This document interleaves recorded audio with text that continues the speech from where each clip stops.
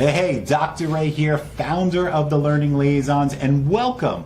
Welcome to our Wednesday evening math sessions featuring our math specialist and your math specialist, Amy Sink. In the next hour, Amy has put together a sample set of approximately 10 practice questions that run the gamut from kindergarten levels all the way through 12th grade high school math. Now, I know you are attending here, watching this, and you're like, well, I'm doing elementary in Texas, or I'm doing elementary in Praxis, or I'm doing high school math in Florida, or middle school math in Texas. And what's going on here, right? So we're doing these sessions to help you guys out and provide you with different ways to look at problems and to build that confidence. Because here at the Learning Liaisons, one of our major objectives is to clear up the testing confusion, give you the support you deserve in order to nail your exam and be done with it. So our focus is on math. Now, are we going to be just focusing on high school math the whole hour or elementary? No. We've got a mixture here. Now, Amy's going to go through a bunch of problems. You're going to have the opportunity to download those as a PDF. So when Amy starts, just pay attention to the screen. We're going to have a message there for you so you can download the PDF in case we don't get to all the problems or want to practice on your own. She's going to do her best to go across all different grade levels. If you have a question, you feel free to ask Amy your question as well. We're teachers here too, so we can multitask. Our job is to make sure that we give you what you need to be successful. But if you're like, dang it, I didn't have any questions this week, don't worry. We'll be here next Wednesday night as well. So bring those questions with you if you want, and you could ask Amy away. Because here at the Learning Liaisons, we pride ourselves in providing you guys the support you need to pass your exam. So whether you're our Florida teachers here with our FTCE exams, our national exam Praxis peeps, big shout out to you guys out there too, and especially our newcomers to the Learning Liaisons brand, TExES Prep. So whether you're elementary, middle school, and high school, we've got your back. So sit back, relax, grab your popcorn, get ready to learn some math, and stay tuned for the end because I'm going to jump back on to close this out. And I got a special surprise for you guys who really want to get the real deal prep and get everything you need to be successful and practice, clear up that confusion, and pass your certification exam on the next attempt. So, welcome to the Learning Liaisons community. Always remember, it's when you pass, not if you pass. So without further ado, let's turn it over to the reason why you're here, Amy. You with us, Amy? Let's get going. Hello, everybody, and welcome to Wednesday Night Math Night. Like Dr. A said, I am Amy Sink, and I am one of the math specialists here at the Learning Liaisons. And we just love what we get to do, which is hang out here on Wednesdays and help you feel more competent and confident in your math skills as you're prepping for that exam. Competent and confident. And so we're here for you. So every Wednesday we are here and we just work through some problems, like he said, pre-K through 12th grade.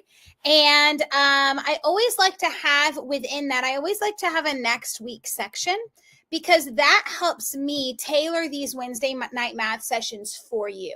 And so if you have questions or concepts that you're struggling with that you want to see me go over in the upcoming weeks, let me know in the comment box, and I am happy to include those in the upcoming weeks sessions so that we can tailor these sessions to the needs that you have.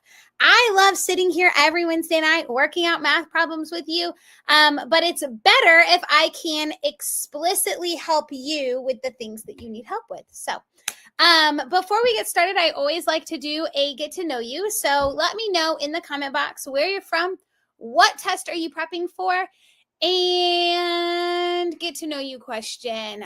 Do you like, this is so random, but what do you like on your pizza? What kind of toppings do you like on your pizza? I have a gluten allergy, and so it's really hard to find a really good pizza.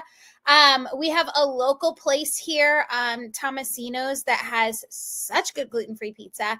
And then we always love Blaze because they have gluten-free and dairy-free, and my son is dairy-free. But on top of my pizza, I love anything meat. Like I love ham, pepperoni, salami, bacon, all the things. Please do not put olives or peppers or mushrooms or any of that stuff on my pizza. I'll do like broccoli and spinach sometimes too, but all the meat, yum, yum, yum. So what do you like on your pizza? I know some people like pineapple and ham. That's definitely not my thing. I went on a trip one time to Brazil, and they have like these like pizza shops that they go around with pizzas, and it's almost like a buffet, except you don't Like they walk around with the pizza, and they had the most obscure pizzas, to include dessert pizzas like banana cinnamon pizza and M&M. Like it was so cool. So anyways, what do you like on your pizza? Or do you even like pizza? Or are you not a pizza person? So where are you from? What test are you prepping for? And what do you like on your pizza? As I am working through problems, please don't hesitate to ask me any questions that you might have. And don't forget to let me know what you want to see me go over in the upcoming weeks. And without further ado, let's go ahead and solve our first problem together.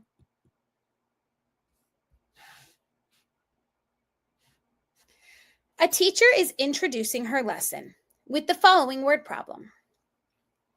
There are 9 students sitting at a table in the cafeteria eating lunch. Some more students sit at the table. Now there are 17 students eating lunch at the table. How many students sat at the lunch table second? What kind of problem is this teacher using to teach the relationship of addition and subtraction to her students? So this problem is for my pre-K through 3 people. My K through 6 people also need to know this, but this is definitely pre-K through 3, K through 6. And knowing the different types of problems is helpful. Now, the student is not going to need to know, oh, I am solving a join, change, unknown, or I'm solving a separate, start, unknown problem. Like they're not going to have to verbalize that, but they need to understand that there are a variety of different types of problems. So often, and I'm about to get on my soapbox, so often students will number pick out of problems, regardless of whether they're in kindergarten or they're in 12th grade. They will number pick before finishing reading the problem, or they will number pick because they don't know how to solve the problem. So if we can help them conceptualize the problem for them, and we can help get them to that process, then reading a word problem is just like reading a story in English. Like in English class, we wouldn't read a story and then randomly pick out words to answer the question. We would look and seek for those answers. We want our students to do the same thing in math. So we don't know what kind of problem this is yet until we read it again. So there are 9 students sitting at a table. So at this table, there are 9 students sitting there already. Then it says, what happens? I'm visualizing what is happening. Some more students sit at the table. So some more people come to the table. Do we know how many? No, all we know that it is some. Now there are 17 students sitting at the lunch table. The most common errors that students are going to do, 9 plus 17 equals blank. That's going to be the most common error that people make, is they're going to do 9 plus 17 and it's going to equal blank. And that's not accurate, because there are 17 total people sitting at the table. We just want to figure out what this sum is. So what kind of problem is this? This is a join problem, because I'm starting with 9 and I'm joining, or I'm adding some more students to get a total of 17.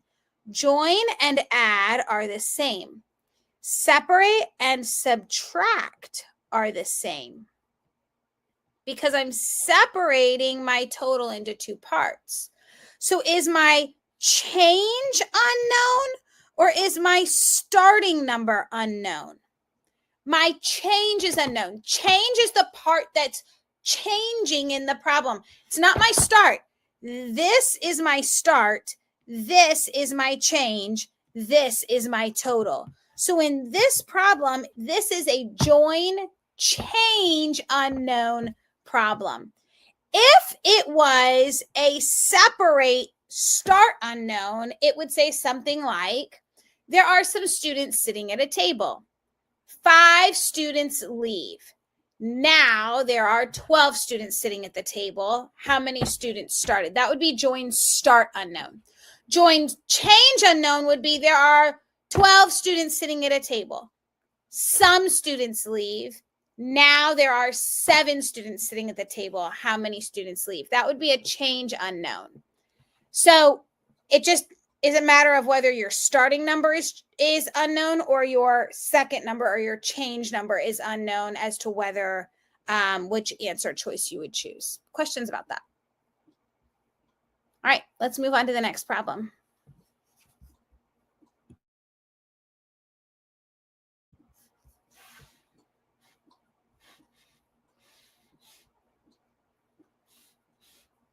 A teacher displayed the image seen to the right on the board and asked students to find the perimeter of the shape. Which of the following answers reflects the correct, most simplified perimeter? Which of the following answers reflects the correct, most simplified perimeter? So this is a perfect problem for everybody. Everybody needs to understand perimeter and area. And this is a perimeter problem of a shape that is not a shape that is a common shape or a regular shape, right? This is a shape that is not common. And so we all need to understand what this means. So perimeter.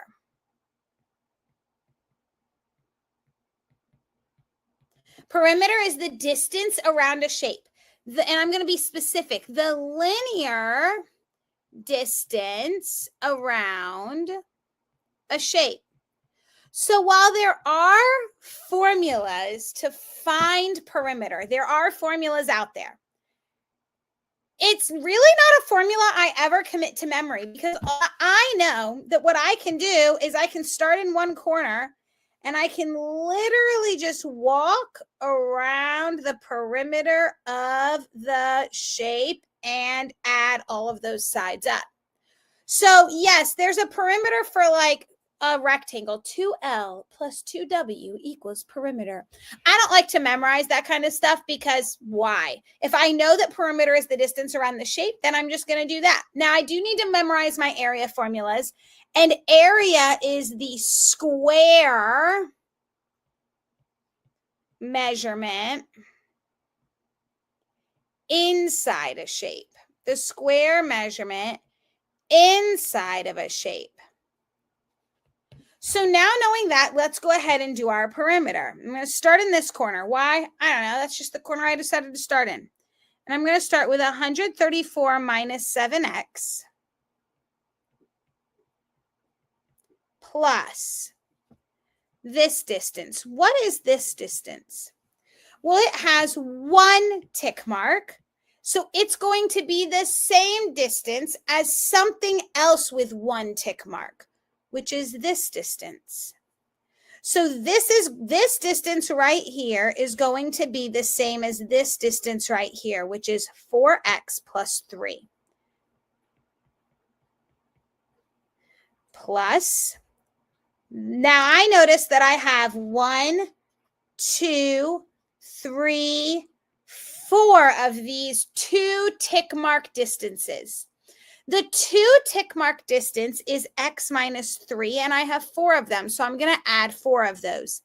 X minus 3 plus x minus 3 plus x minus 3 plus x minus 3 plus, can't forget about this one, 5 plus 2x plus the last distance, 4x plus 3. Now, addition is commutative. So if you started here and walked around, it wouldn't matter. If you started here and walked around, it wouldn't matter. All of those are going to give us the same distance because we're all walking the same distance. We're just starting in different spots. So now I'm going to combine like terms. I'm going to combine all my x's. There's an x, there's an x, there's an x, there's an x, there's an x, there's an x, there's an x, there's an x. So -7, I'm going to rewrite this. -7 plus 4 plus 1 plus 1 plus 1 plus 1 plus 2 plus 4. -7 plus 4 is -3 plus 4 plus 6. 6 plus 4 is 10 plus negative 3 is 7. So I have 7x. I can actually stop there. If I'm confident that what I've done is correct, I can stop there because I only have one answer that has a positive 7x. I know it's not D. There's plenty of information to solve. Now, I want to confirm that this is that's what I'm going to get and confirm that what I've done is correct. So I have 134 plus 3 minus 3 minus 3 minus 3 minus 3 plus 5. Need to move this over just a little bit more.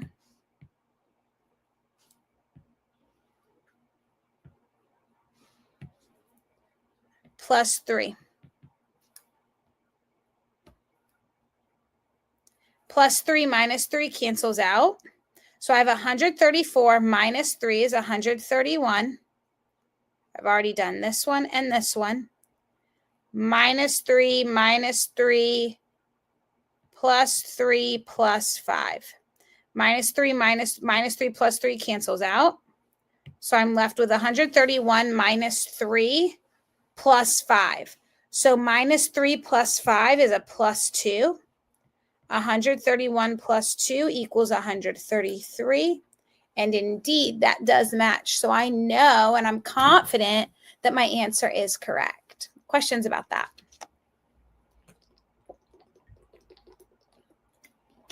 All right, let's move on to problem number 3. Sarah was gifted $82 for her birthday. She wants to purchase a dress for $24 and 2 shirts that are each $15. If tax is 7.5%, how much money will Sarah have remaining?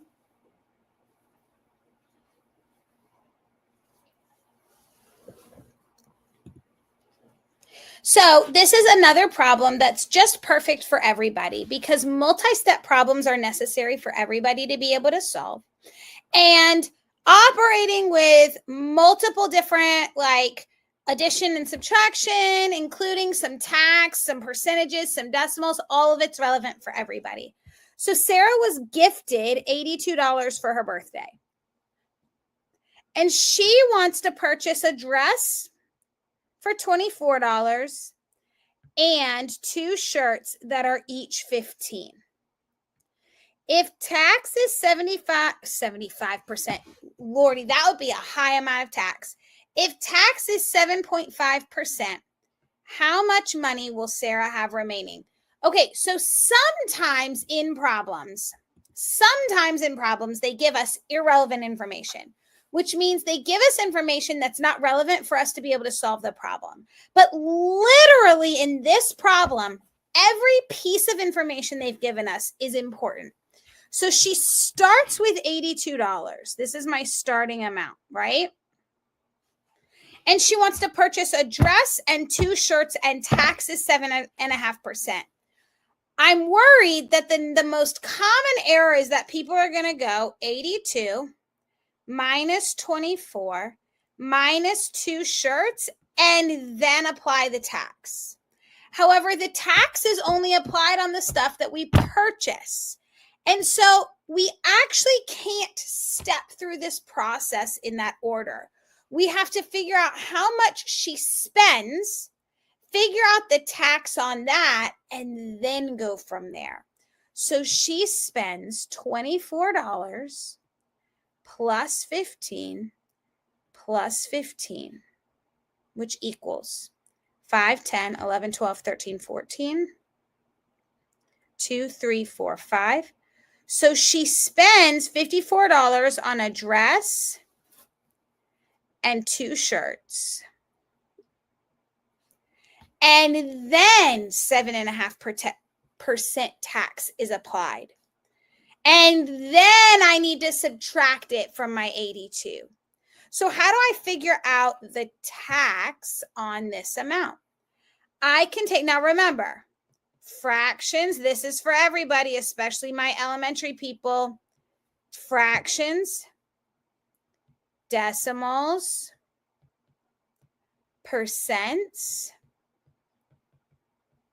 and ratios are all in the same family. They all give us similar information. We just have to figure out how to use it and when to use it. So fractions, decimals, percents, and ratios are all in the same family. So I need to change this percent into a decimal. How do I change a percent into a decimal? Hop that decimal place 2 places to the left. If I'm going decimal to percent, I can hop that decimal place 2 places to the right. If I'm going percent to decimal, I can hop that decimal place 2 places to the left. So I'm going to hop this decimal place 2 places to the left, and it gives me 0.075. And I can multiply that times the 54 to figure out what I'm paying on my tax. So 0.075 times 54. I put the decimal on top just because it has more digits. And when I'm solving a multiplication problem, I like the number with the more digits to be on top. So 5 times 4 is 20, 28, 29, 30. 4 times 0 is 0, plus 3 is 3, placeholder 0. 25, 35, 36, 37, 3. Add them together. And I have 3 decimal places represented in my problem, which means I need to hop my decimal place 3 places to the right or to the left. 1, 2, 3. So $4.05 is the tax. Add that back into my $54.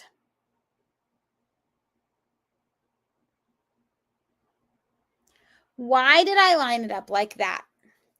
Why did I line it up like that? And why did I not do 54 plus $4.05?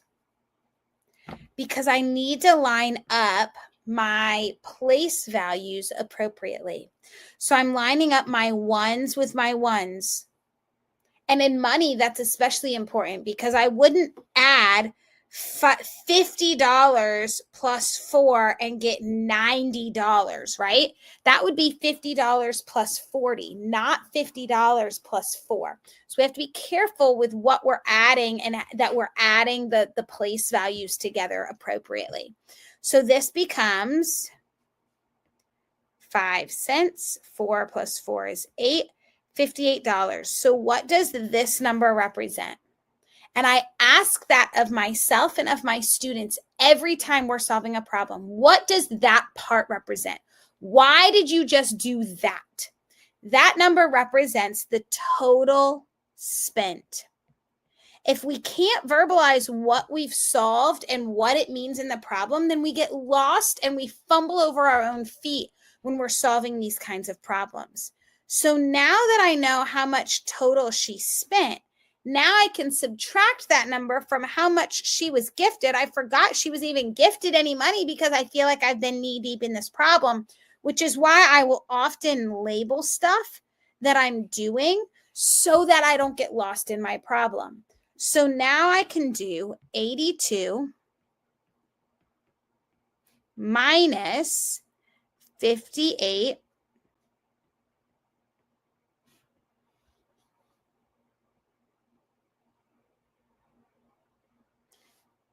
5, 9, decimal carries down. And I get $23.95. Questions about that? All right, let's move on to the next problem.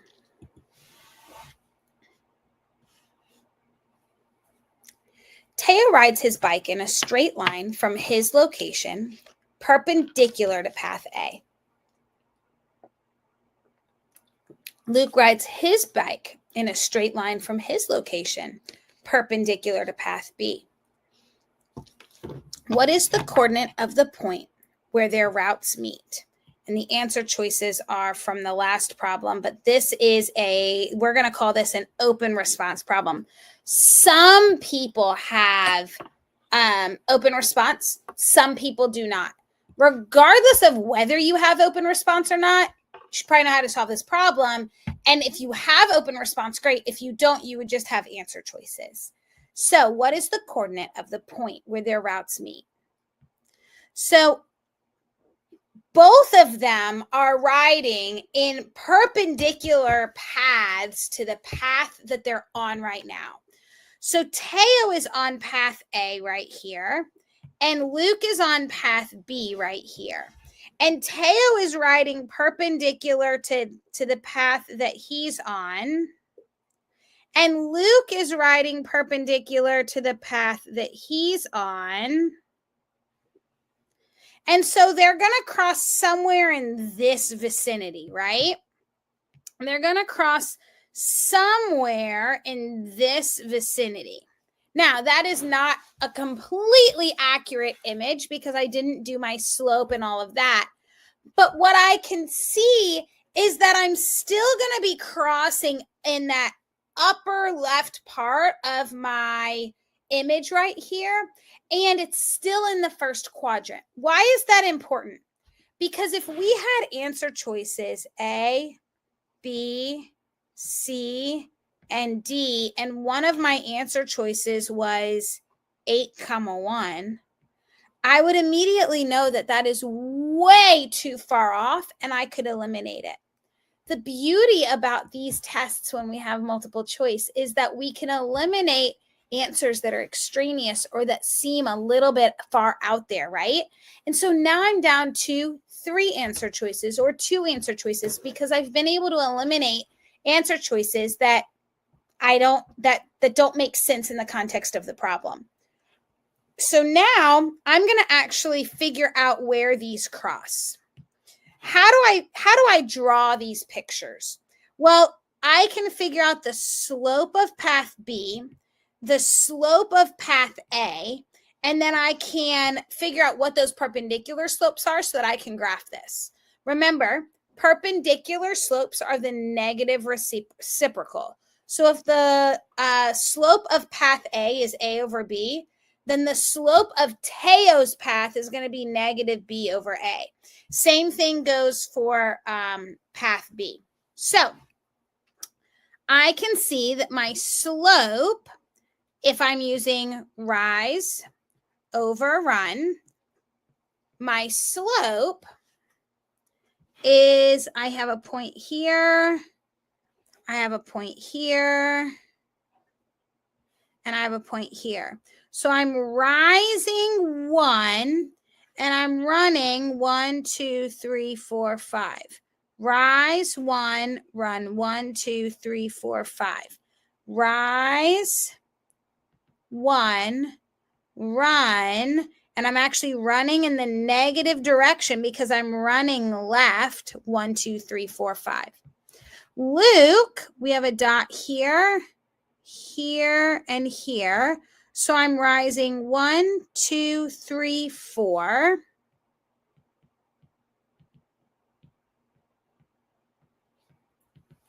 I'm running 1 negative.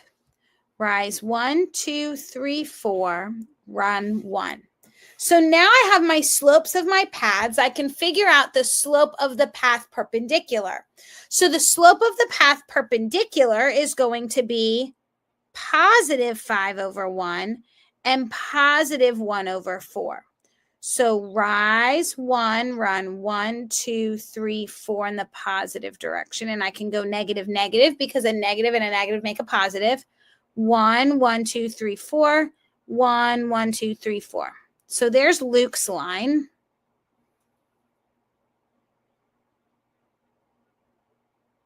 Okay. Now Teo's line. Rise 5, 1, 2, 3, 4, 5, run 1. And then the other line is going to be off the grid. There's Teo's line. And we can quickly see that that intersection point is not clean. So now I'm going to have to solve these. What's so important about an intersecting point? And I know this problem seems super long and clunky, but I guarantee you, I promise you that this problem is critical. In fact, I was working on it with my some of my honors geometry students, and they really struggled with it because it just requires a few steps of forward thinking. So what's so critical about an intersecting point? It is the only point that when plugged into both linear equations makes them both true. So I need to figure out the linear equation of each and then just set them equal to each other. So Luke, no, we'll do Teo because my pen is blue. Teo, I have a slope and I have a y-intercept. So I can do y equals mx plus, there's my y-intercept, 2. Luke, because I graphed it, I have a y-intercept of 6, and I have a slope of 1/4 x plus 6. Now, if I hadn't graphed it and I didn't know that those were my y-intercepts, I could use y minus y1 equals m times x minus x1 point slope form because I have lots of points and a slope. So I could have done that too. Now I'm going to set them equal to each other and solve. 5x plus 2 equals 1/4 x plus 6.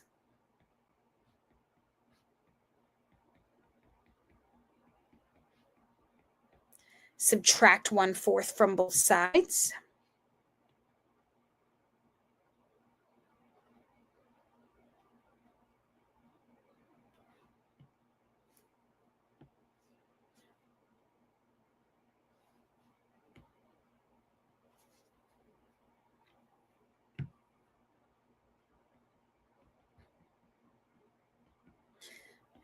I'm going to bring that up here.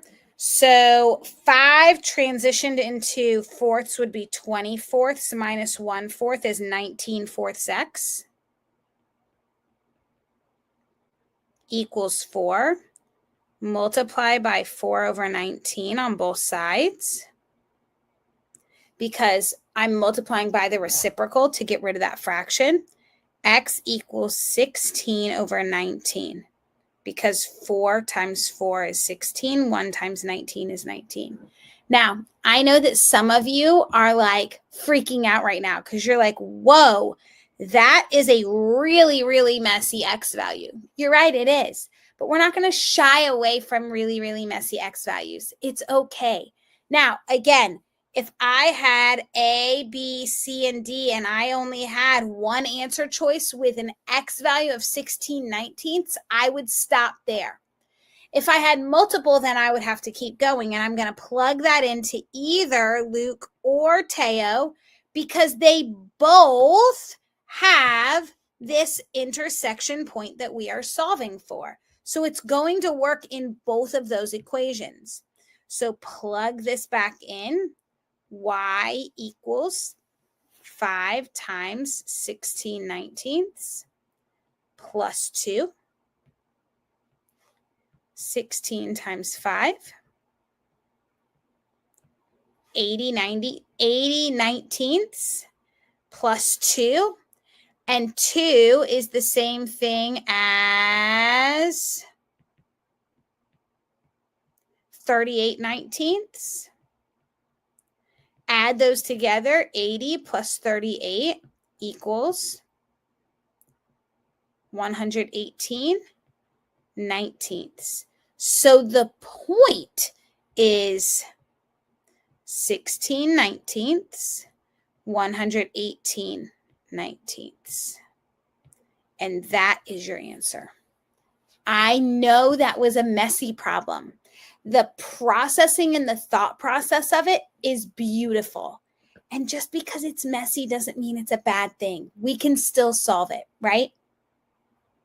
All right, let's move on to the next problem.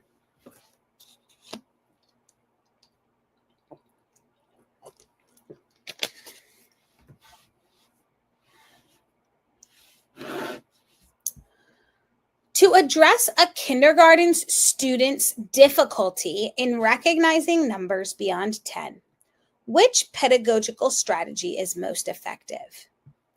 Assigning worksheets with number tracing, using manipulatives like 10 frames to build visual representations, memorizing numbers through flashcards, or testing the student weekly on number recall. So we're looking to address a kindergartner, so obviously this is pre-K through 3K through 6, who has difficulty in recognizing numbers beyond 10. So which one is going to be most effective? Assigning worksheets with number tracing, not the most effective. Just because I'm tracing the number 14 doesn't mean that I actually know what that means. Using manipulatives like 10 frames to build visual representations. Memorizing numbers through flashcards only. This, while it may be effective, is not a strong pedagogical strategy, because if we're just memorizing numbers, if we're memorizing that this is 14, it doesn't mean that they're going to be able to recognize the actual value of that number beyond 10. Also, just a test-taking tip. When you see words that are absolute, like only, never, always, typically that's not going to be your correct answer. Testing the student weekly on number recall. No matter how many times I test this student, it doesn't matter if I'm not providing them with strong instruction that pairs with it. So using manipulatives like a 10 frame is going to help build that visual representation of that number. Then they can count using that number, and hopefully they at least have cardinality, which means they can count from 1 to 20, whether they know or can identify that number or build it or not. But if I can build it using a 10 frame and I can see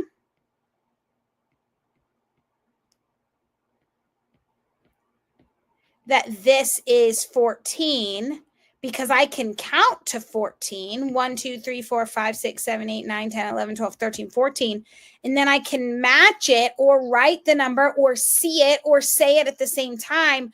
I'm using multiple modes of instruction, and especially those manipulatives really help solidify the understanding for students. We want to move through a concrete, pictorial, or representational, and then abstract movement. That's how we want to build our understanding in our students, and that's the way we want to teach our students as well, is going from concrete to picture to abstract and moving through the continuum like that. All right, let's go on to problem number 6.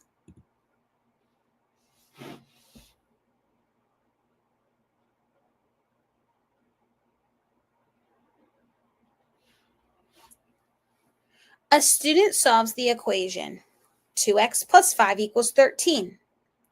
2x equals 13 minus 5.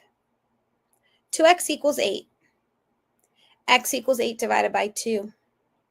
X equals 8. This error suggests a need for instruction in factoring quadratic equations, checking solutions by substituting back into the equation, graphing linear equations, or solving multi-step equations. Or is there no error? So for this one, I always like to, if I'm looking for an error, I always like to solve it myself to find the error. Now, if you can spot the error right away, then that's awesome and you don't need to do this. But I always like to do this if I can't spot that error. So I'm going to subtract 5 from both sides and I get 2x equals 8. I'm going to divide both sides by 2 and I get x equals 4. So now I'm going to check it. They subtracted 5 from both sides. So they got 2x equals 8. Correct. They divided 2 from both sides and they still got x equals 8. So in this case, we're not factoring quadratic equations. First of all, a quadratic is an equation that has a squared, and this problem doesn't even have a squared, so we're not even dealing with quadratic equations. Checking solutions by substituting back into the equation. That could be it. Graphing linear equations. Well, this technically is a linear equation because x equals 8. So theoretically, x equals 8 is going to be like right here. But that's not what we're doing. So no. Solving multi-step equations. This is solving multi-step equations, but where did the error happen?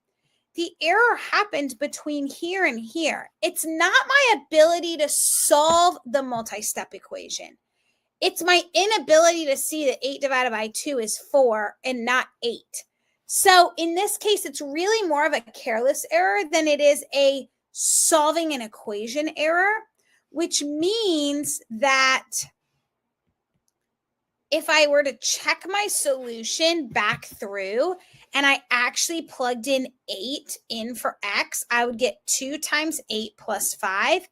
And I wouldn't even need to solve that because I can quickly see that 16 plus 5 does not equal 13. And that very quickly gives me a schema or an understanding that, hey, my answer isn't even in the reasonable ballpark.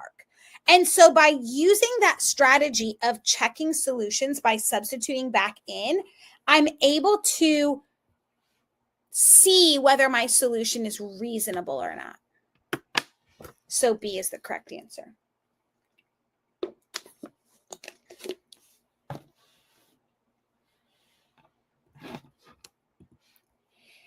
If f of x equals 3x plus 4 and g of x equals 1/2 x minus 5, what is the value of f of g of 2?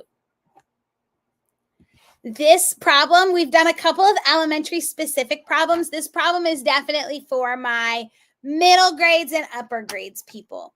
So if f of x equals 3x plus 4 and g of x equals 1/2 x plus 5, what is f of g of 2? This does not mean f of 2 times g of 2, nor does it mean f times g of 2. What this means is figure out what g of 2 is, and then plug that value in right here, and then solve for f. So g of x equals 1/2 x minus 5. I'm going to replace the x with a 2 in the parentheses. So I'm going to replace the x's with 2's in the real problem. 1/2 times 2 minus 5. 2 times 1/2. The 2's cancel, so it just equals 1. Which equals -4. Now, I'm going to plug that -4 in for x because g of 2 equals -4, and so I'm going to replace it. So f of -4 equals 3 times -4 is -12 because I'm going to use my, I'm using my order of operations. -12 plus 4 is -8. Did I do that correctly? G of 2, -4, -4. I just miskeyed this. -8 is the correct answer. Questions?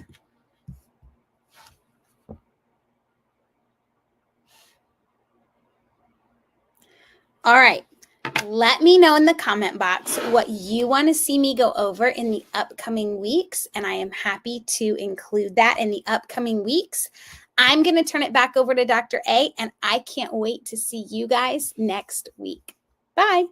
All right, so wasn't that an amazing session? Now, I know, depending on what exam you have to take, you're like, man, that was great, but she didn't address everything I needed. She focused on all different questions, and I just need elementary, or I just need middle school, I just need high school.